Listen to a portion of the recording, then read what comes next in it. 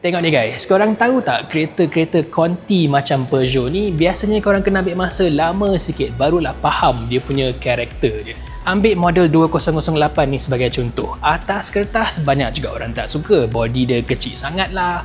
Engine 1.2 too small. Dia punya dashboard pun banyak orang ingat dia pelik sangat. Semua benda ni korang kena rasa, experience sendirilah barulah boleh faham the uniqueness of this car.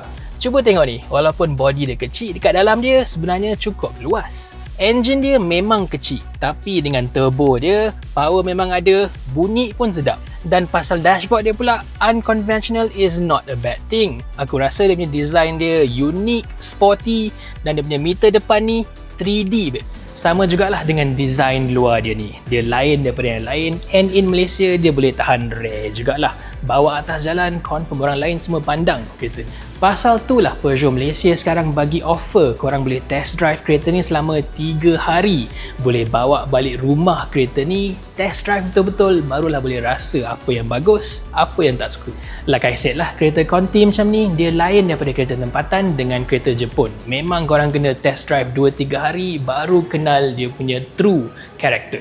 Bila dah kenal tu, trust me, banyak orang akan fall in love with this car. So ni dia guys, Peugeot Weekender Experience. Boleh test drive Peugeot 2008 macam ni selama 3 hari dekat Malaysia.